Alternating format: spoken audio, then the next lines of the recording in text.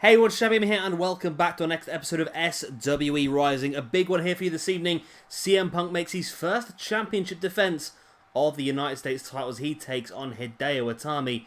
Also in action tonight, we are going to see Shibata taking on Samoa Joe. But first of all, Neville versus Takahashi.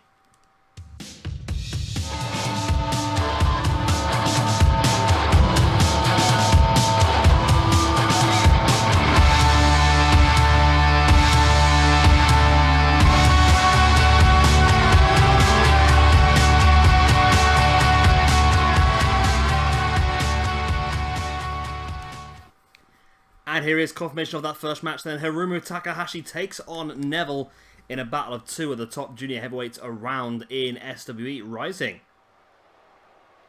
Great chance to showcase the pair of them. We've got some great showcases tonight. Like I said, we've got a open weight division match, I suppose you look at it that way, with Shibata and Samoa Joe coming up for you in our next match. Of course, that main event, CM Punk versus Hideo Itami for the United States Championship. Punk making his first championship defense, our first proper championship defense in this whole universe mode, actually, isn't it? I mean, all the other championship matches so far have been to crown a brand new champion. This is the first actual defense, and we'll start to get more of these now. There's only one championship belt not yet crowned, and that'll be done on Thursday, and that'll be our tag team championships. Got some interesting stuff for that. So yeah, that'll be coming up for you on Thursday. I would tell you some more stuff, but I've left my paperwork on the other side of the room and I cannot remember off the top of my head the sort of stuff that's going on. I believe we've got a big one this weekend for you. I'm going to grab it. 1 second. Your video is important to us. Please hold the line. There you go. I have my paperwork. Right. So today's Tuesday's episode.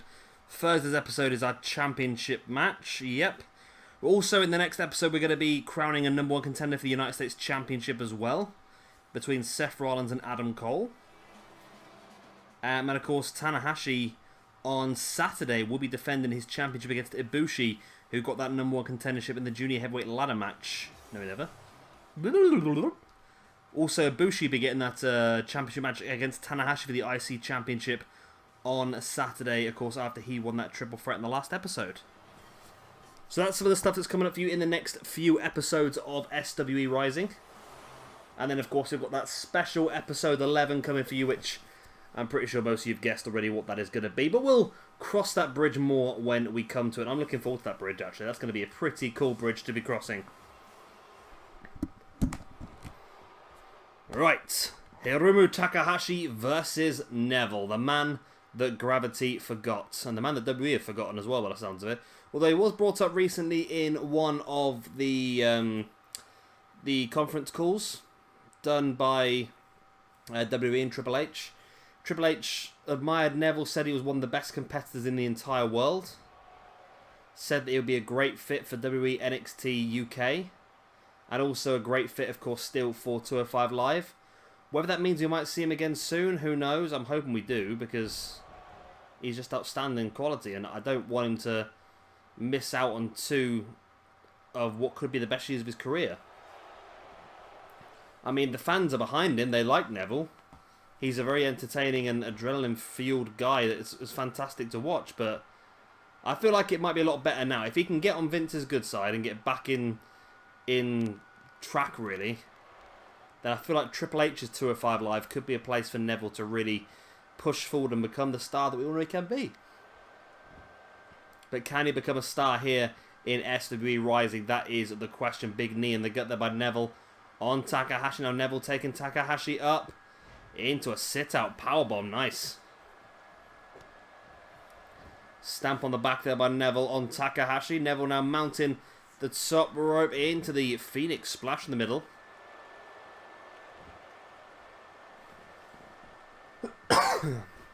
Neville with that DDT.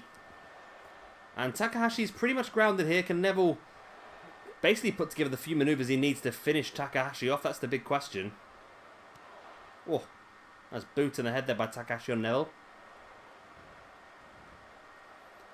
And there is a vertical suplex, but Neville flies at the back into a quick short Saito suplex. Takahashi rolling to the outside, but Neville is there waiting. Stalking the grounded Takahashi. stiff right hand. Takahashi drops like a sack of spud to the outside. Nice little camera change. I like that. I do like that. And Takahashi went for that running dropkick, just saying. Completely missed Neville. Neville was able to sidestep it.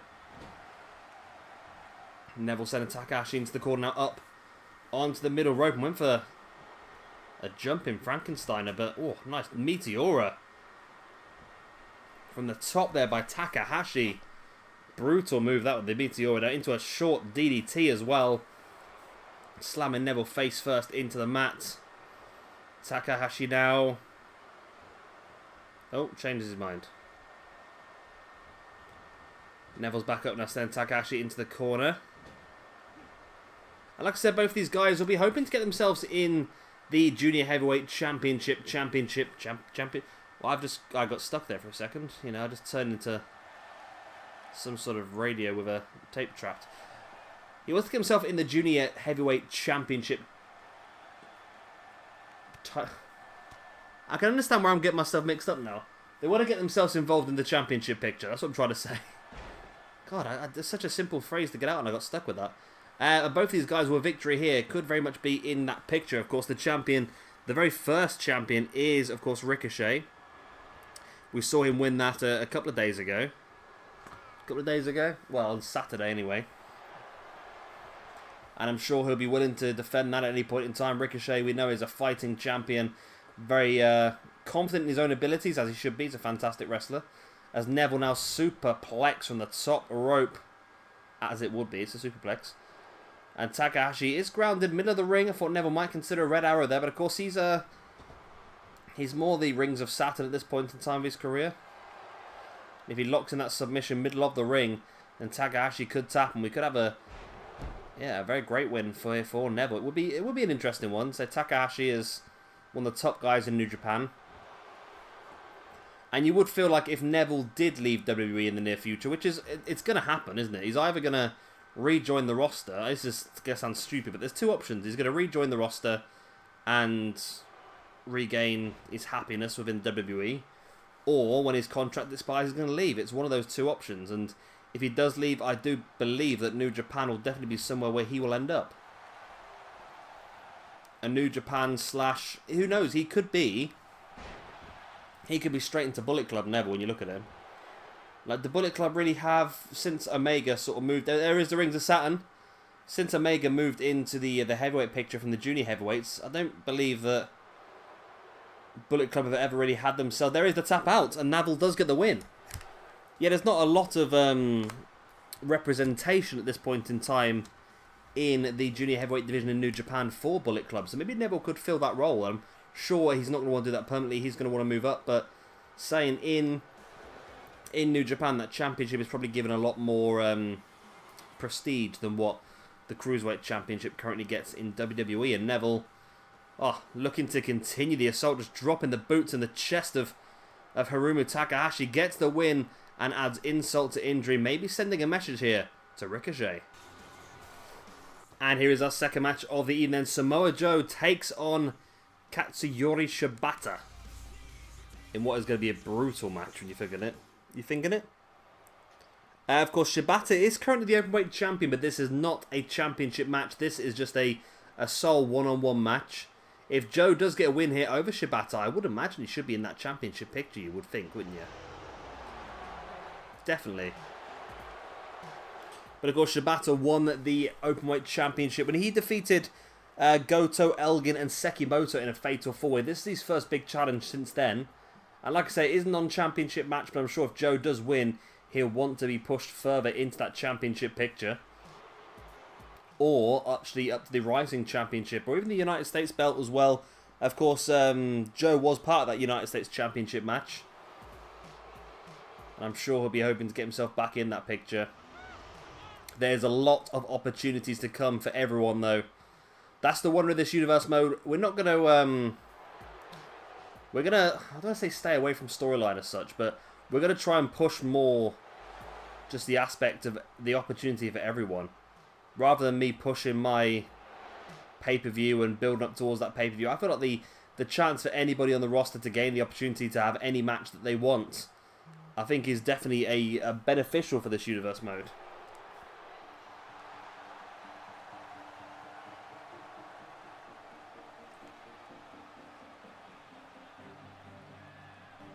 And here he comes then, the openweight champion, Katsuyori Shibata. Oh. I'm not playing Pokemon, honestly. So I just popped up a second ago. I've clicked on the notification. It's loaded the game up. So yeah, his first match since winning that championship. And like I said, he's going to want to prove his ability by defeating Samoa Joe. But like I said, if Joe does get the win, then I'm sure Joe will possibly be...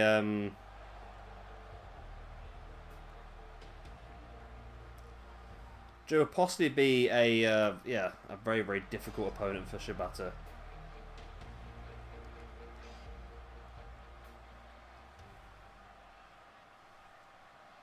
So here we go then, Joe versus Shibata.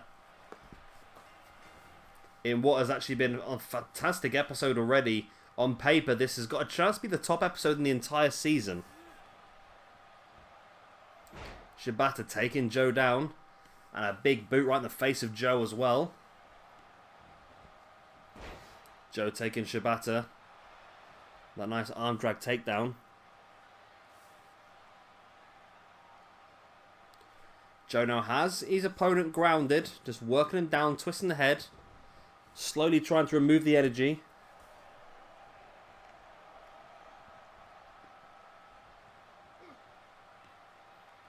Joe now, yep, still in control of Shibata.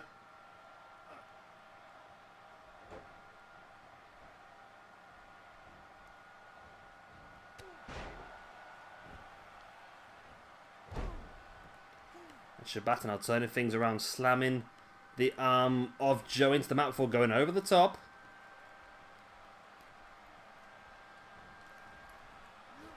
Shibata sending Joe into the ropes and both guys just spring off each other. Joe sends Shibata to the outside. Now brings him back in the hardware with that belly-to-belly suplex. Beautiful maneuver.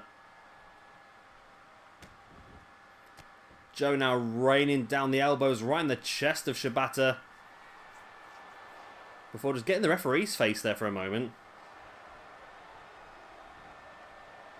Joe now with Shibata up on his shoulders into that patented Samoan drop. Now into the head scissors as well. And Joe is in firm control.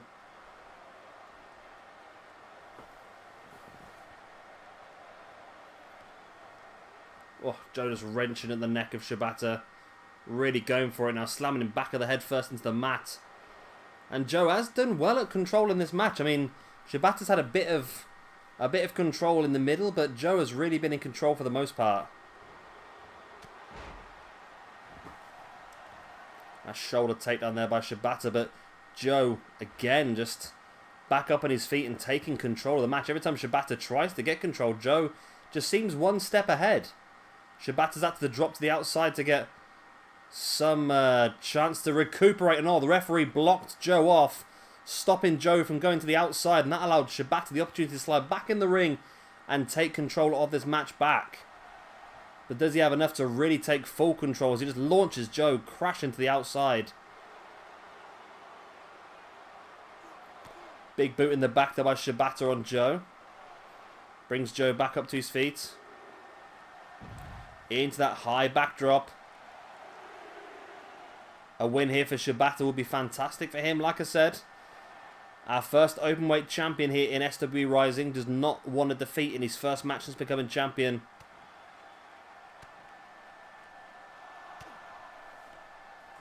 Elbow in the gut there by Joe on Shibata. Oh, Shibata fighting back with that stiff elbow of his own now. Taking Joe up. Oh, into a brainbuster on the outside. The referee's count is getting quite high here. Oh, Shibata sending Joe head first off that steel ring post. Shibata does not want to win this match by count out though. He's a fighting champion. Slides Joe back into the ring before the referee's 10 count. Oh, but Joe playing possum wants to get into the jawbreaker. Then into a T-bone suplex. Shibata sent halfway across the ring as Joe just takes a second to rest in the corner.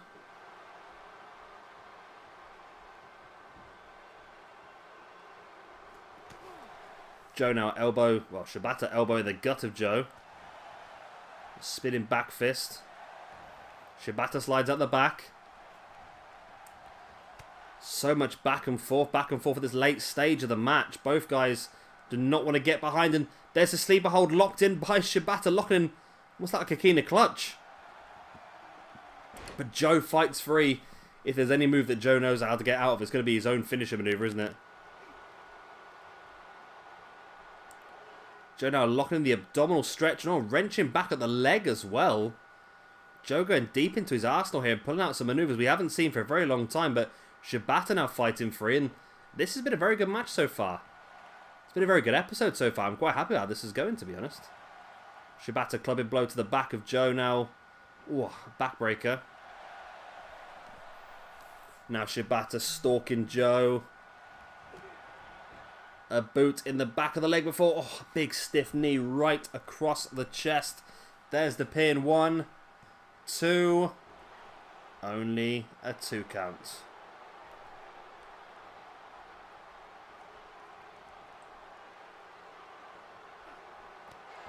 Absolute craziness going on.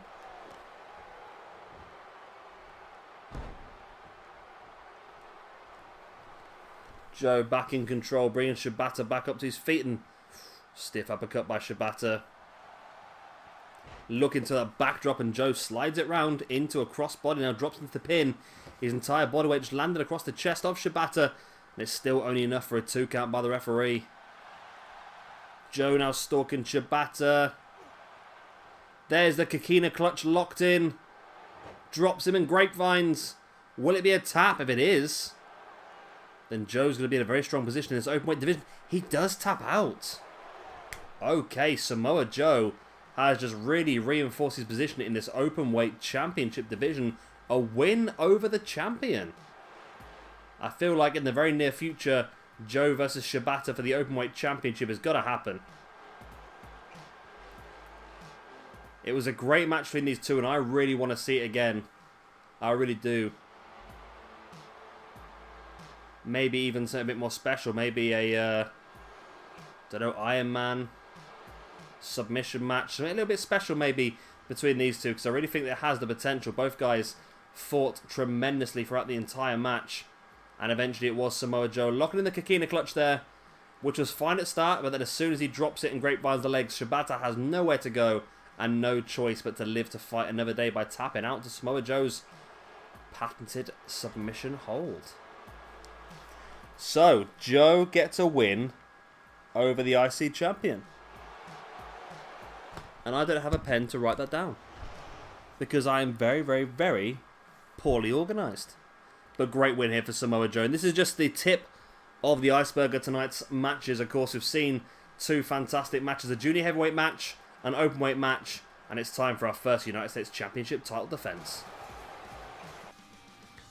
And here we go then. Here is our next match of the evening. Our main event of the evening. Hideo Itami versus CM Punk for the US Championship. Punk's first championship defense, this one.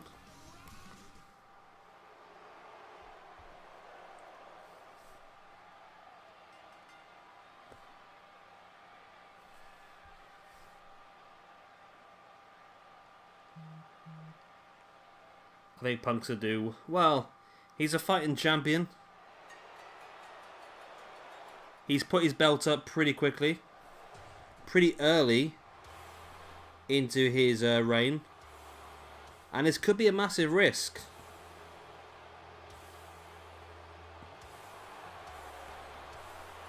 Or this could be a fantastic chance for CM Punk to really sort of confirm his position at the top end of this roster and as the champion. Now, it's going to be an interesting match. I feel like Punk on paper is probably the favourite. But these two guys have clashed before many years ago in Ring of Honor, and it was a fantastic match. It's a match that's still spoken about to this day now in the Ring of Honor archives. And we get a chance to revisit it here this evening. Of course, also the Battle of the GTS as well. Both these guys like to utilise the GTS as their finisher manoeuvre. And which one will be able to use it to their advantage here this evening?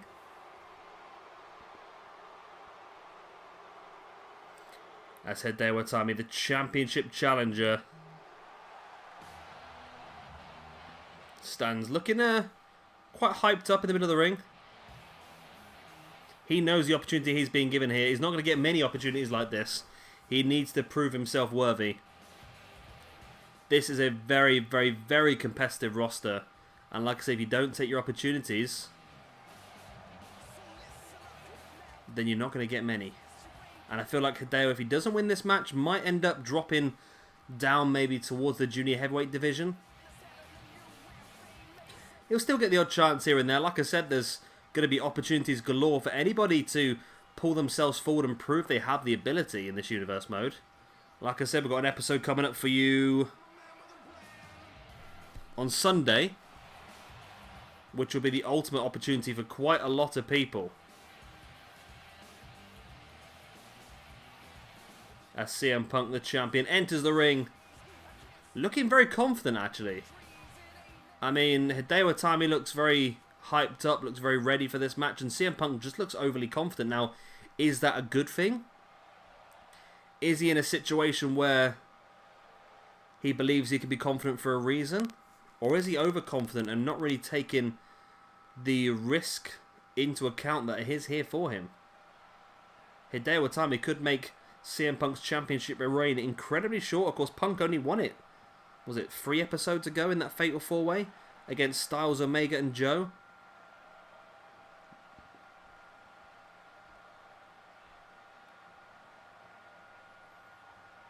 So we've got some more big champions. We've got championship matches galore coming up. You've got the, like I said, the tornado. We've got the tag team championships being crowned on our next episode on Thursday. We're also going to crown a number 1 contender for this championship belt again in a match between Seth Rollins and Adam Cole. And then in our episode on the 10th, that's episode number 10 on Saturday, it's going to be a Tanahashi versus Ibushi for the Intercontinental Championship. So championship matches coming every single episode for you at the moment. That's the wonder of having so many championships in this universe mode, really, because we've got quite a few. We've got like 7, I think, now. And we don't want the championships to be defended too often, because it would then take away from the prestige of the belt if it was changed. If it was defended too often, maybe even changes hands too often. But because we have so many championships, we can afford to defend them once every 10 weeks, or 10 episodes, should I say, which will mean that they'll all get defended a lot. Well, they get defended like 3 or 4 times across the whole universe mode, which is probably about right, to be honest with you. That's with the normal, what we would do with pay-per-views and so forth anyway. We'll be having another episode pretty soon to crown some more number 1 contenders, as suggested by Han. So you'd have to let me know, right, if you are watching this, Han. I might be getting your name completely wrong all this time. How do you pronounce your channel name, or your screen name? Is it Han? I've always called you Han M. However, PJ Tovey did mention at the weekend it could be H and M. So you'll have to let me know how to pronounce that, because I keep shouting you out and I keep giving you the wrong... If I keep giving you the wrong name, that doesn't really work, does it, I suppose?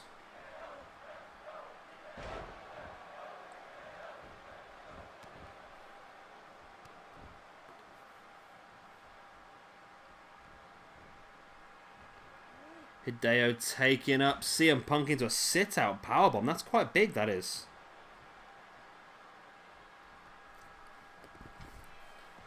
And look how where his arm is placed there, Hideo Itami. I mean, it's not a difficult fix there, is it, for 2K nukes? That was quite poor sort of arm placement, isn't it, really? There you go, he's got it correct this time. And Punk's able to break free from the suplex with that knee right on the top of the head now into a snap suplex.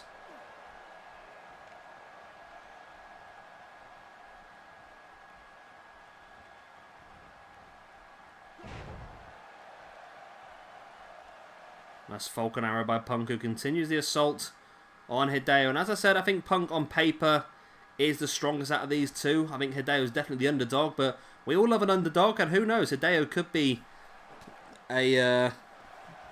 well, he could win this one quite easily, couldn't he, really, I suppose? Nice backbreaker.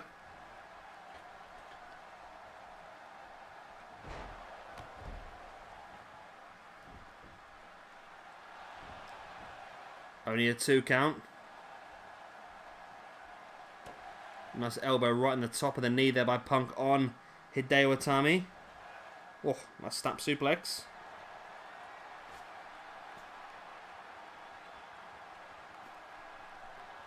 And Punk is in control again, and he has been in control for the majority of the match. Like I said, I think Hideo's going to struggle, but if he can just pop out of this and all of a sudden just hit a GTS, you never know.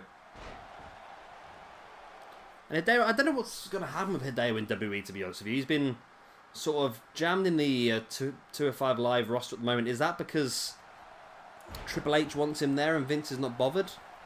Or is that a way, is it just like a mid place between NXT and the main roster to sort of build? I'm not quite sure how it's going to work, to be honest with you, but hopefully Hideo does manage to hold on. He's had a couple of injury issues since joining WWE, so hopefully he can continue to progress. I see CM Punk there breaking the majority of the laws of physics. And now, whoa, look at that. Reminiscent of some pretty brutish Brock Lesnar maneuvers there. As Punk taking Hideo up on his shoulders, Hideo fighting back. And Punk catching him with that right hand in the gut, and now a rake to the eyes as well. Punk, big knees right in the spine. And then into a reverse DDT as well on Hideo Itami. There's the pin. 1, 2. Only a 2 count. Who will walk out of here the United States champion here in the SWE Rising roster? The current champion CM Punk has held the belt for all of about, well, less than a week, I suppose. After winning it in that fatal 4-way, Hideo Itami is his first challenger. And the underdog is in control at this point in time. Hesitation, dropkick. And Hideo is stalking CM Punk. Like I said, if Hideo can take him up into a GTS, you never know. He's up on the shoulders. Boom, GTS. Punk's down. There's the pin. 1, 2. Oh, was that a 1 count? That was only a 1 count, wasn't it? Wow. Punk just kicked out of a GTS on a 1 count. That is some craziness right there. That's takedown there by Hideo. Still continue to try and work over CM Punk, but Hideo must be thinking now, what does he need to do? He's hit his signature maneuver, the GTS, and only got a 1 count out of it. Maybe he didn't quite catch him. It's possible. If you don't quite catch him right on the knee, doesn't quite do as much damage, so maybe that was the case. But he's going to go for it again. And he hits it for the second time in the match. There's no way Punk's getting out of 2 of them. 1, 2. My God, Punk's kicked out of a second GTS. Holy hell, what is going on here this evening? Itami now dropping the knees right across the face of Punk.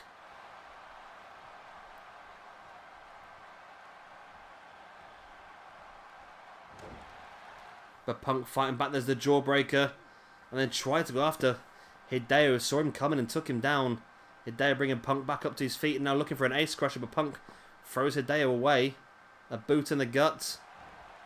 Oh. And Hideo, who I said was the underdog earlier on, is now in full control.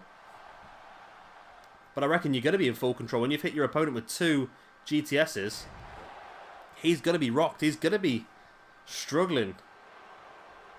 And that is exactly what's happened to Punk here right now. He is struggling. Hideo now dropping the knees and the elbows right across the chest of CM Punk once again. There's the pin. 1, 2. Oh my God, so close to a brand new champion here in SW Rising. Will be our first championship change. Of course, we've seen a few new champions crowned, but no one yet has lost their championship. This is the first actual championship defense we've seen. Can Punk retain? Or will Hideo Itami become our new United States champion? Punk now slowly getting back up to his feet and right hand right in the kidneys of Hideo Itami, who catches Punk once again, a knee in the face once again, and Punk's taking a lot of strikes here. Referee's going to have to check him for a concussion of some sort at some point, because it's not good to take this many knees to the face. And every time Punk tries to get some offense, Hideo just seems to be one step ahead, apart from this time. Or a pile driver, wow. A maneuver which is generally frowned upon backstage at any wrestling event due to the danger involved. Punk now heading up top, looking for that signature elbow drop, of course, reminiscent of Macho Man Randy Savage, and hits it right to the heart of Hideo Itami. Drops into the pin. Will it be enough? 1, 2, and 3. And CM Punk retains his United States Championship in a match that I think was a lot harder than he was expecting. Hideo Itami showed a great account of himself here, and shows that he has some great use of this universe mode, Hideo. I said if he lost this match, he probably would drop into the Junior Heavyweight Championship picture, which is still the case. But at the same time, watching him wrestle here and watching the ability he has just makes me realise that we could really utilise him in some very, very good ways. And I'm looking forward to seeing exactly what we can do with this guy. This was a match that, although he lost, has really probably made him better in this unit. Does that make any sense? He's come out, even though he's lost it, he's come out more highly rated than what he did when he went in. It was a great match for both. It was a great episode, actually. All 3 matches in this episode were actually really good. And I'm really happy about that, because we've had a couple of ropey matches the last couple of weeks, and this one actually was very, very good. CM Punk successfully retains his United States Championship. Like I said, we will be crowning a #1 contender for that belt in our next episode as well on Thursday, as Seth Rollins takes on Adam Cole. Also on Thursday, of course, we're crowning our first tag team champions. And as well on that episode, we are going to see 2 classic Japanese legends as Tiger Mask takes on Ultimo Dragon. But that's what's coming up for you on the next episode. I hope you have enjoyed this one. Of course, if you have, then please do hit a like and, of course, subscribe if you want to see some more. I've been Shabby Gamer. From myself and CM Punk, we'll see you very, very soon for our next episode of SWE Rising. Bye.